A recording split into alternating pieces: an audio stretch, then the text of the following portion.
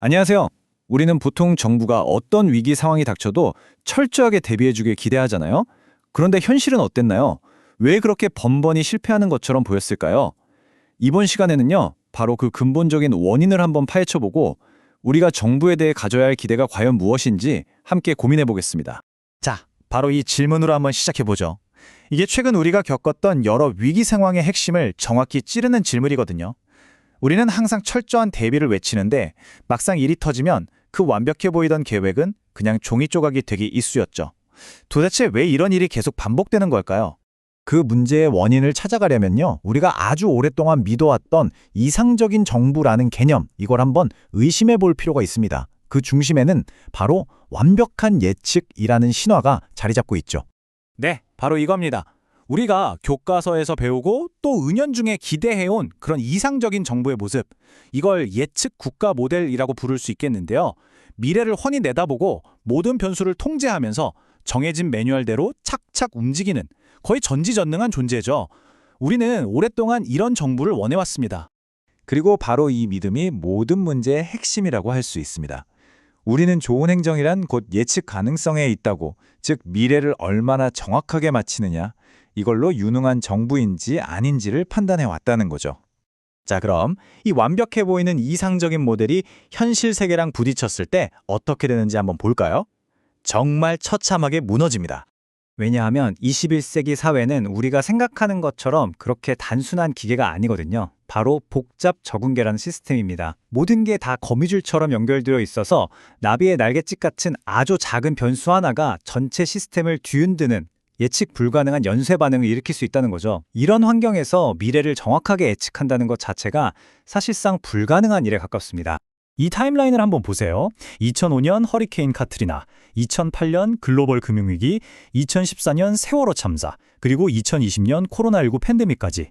이 모든 거대한 비극들은요, 예측이라는 게 얼마나 허무하게 무너질 수 있는지를 보여주는 똑같은 증거들입니다. 이게 단순히 운이 나빴던 게 아니고요, 예측에만 의존하는 시스템 자체가 가진 구조적인 결함 때문이라는 거죠. 이 문장의 정말 핵심을 꿰뚫고 있는데요. 실패의 진짜 원인은 예측이 틀렸다는 사실 그 자체가 아니라는 겁니다. 예측이라는 게 원래 틀릴 수 있다는 그 가능성을 우리 시스템에 아예 인정하지 않았다는 것, 그리고 예측이 맞았냐 틀렸냐를 가지고 책임을 묻고 잘잘못을 따져왔다는 점이 진짜 문제라는 거죠. 자, 그럼 대안이 뭘까요? 여기서 바로 이번 분석의 가장 중요한, 뭐랄까, 아하 하는 순간이 나옵니다. 바로 패러다임을 예측이 아니라 대응으로 완전히 전환해야 한다는 겁니다. 이 한 문장이 모든 걸 말해줍니다. 이제 행정의 목표는 미래를 정확하게 맞히는 게 아니라는 거예요. 설령 우리의 예측이 틀렸을 때조차도 시스템 전체가 붕괴하지 않도록 만드는 것, 그것이 바로 새로운 목표가 되어야 합니다. 이 표를 보시면 그 변화가 한눈에 싹 들어오실 거예요. 목표는 정확한 예측에서 신속한 대응으로 바뀌고요. 상세한 매뉴얼 대신에 핵심 원칙을 따릅니다. 모든 위기를 예방하겠다는 생각에서 위기를 신속하게 해결하는 쪽으로, 그리고 환경을 통제하려는 자세에서 적응하는 자세로 바뀌는 거죠. 이건 뭐랄까, 정부의 운영체제, OS를 아예 새로 설치하는 것과 같은 그런 수준의 변화입니다. 이 비유가 정말 기가 막히죠. 예측 국가는 모든 길이 그려진 아주 상세한 청사진을 들고 길을 나서는 것과 같아요. 그런데 갑자기 산사태가 나서 길이 없어지면 그냥 거기서 멈춰버리는 거죠. 속수무책입니다. 반면에 대응 국가는 목표 방향만 알려주는 나침반을 가지고 있어요. 어떤 길이 막혀도 다른 길을 찾아서 유연하게 나아갈 수 있는 겁니다. 자, 그럼 말은 좋은데 이런 대응 국가를 구체적으로 어떻게 만들 수 있을까요? 그 시작점은 바로 회복력 있는 시스템을 구축하는 겁니다. 여기서 가외성, 영어로는 리던던시라고 하는 개념이 나오는데요. 이게 평소에는 되게 비효율적인 것처럼 보여요. 여분의 인력, 여분의 자원, 이거 다 낭비 아니야? 이렇게 생각하기 쉽죠.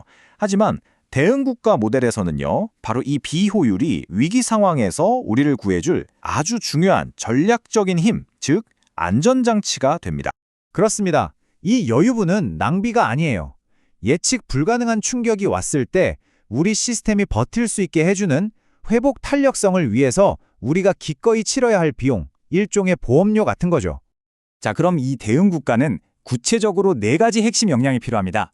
첫째, 그냥 데이터를 보는 게 아니라 그 의미를 읽어내는 상황 인식. 둘째, 가장 정확한 정보가 있는 현장에 권한을 넘겨주는 신속한 의사결정. 셋째, 실수를 처벌할 대상으로 보지 않고 학습 데이터로 삼는 실시간 학습. 그리고 마지막으로 기존의 규칙과 자원을 창의적으로 재조합해서 새로운 문제를 푸는 즉흥적 조정 능력입니다. 바로 이 네 가지가 대응형 조직을 움직이는 진짜 엔진이 셈이죠. 자, 이제 거의 다 왔습니다. 이 모든 논의를 종합해보면 우리는 강한 국가란 대체 무엇인가에 대해서 다시 한번 생각해보게 됩니다. 오늘 우리가 나눈 이야기의 결론, 바로 이 한 문장으로 요약할 수 있겠습니다. 강한 국가는 미래를 가장 정확히 예측한 국가가 아니라 예측이 틀려도 무너지지 않도록 설계된 국가다. 진짜 힘은 예측하고 통제하는 능력에서 나오는 게 아니라 예상치 못한 상황에서도 무너지지 않고 버텨내는 회복 탄력성에서 나온다는 겁니다. 마지막으로 이 질문을 여러분께 던지면서 마무리하고 싶습니다. 이 개념들을 우리 현실에 한번 대입해 보시죠. 과연 우리의 제도, 우리의 조직 문화, 우리의 리더십은 예측이 틀렸을 때를 대비해서 설계되어 있습니까? 아니면 여전히 완벽하게 미래를 맞춰야 한다는 그 낡은 신화에 갇혀 있는 건 아닐까요? 한 번쯤 깊이 생각해 볼 문제입니다.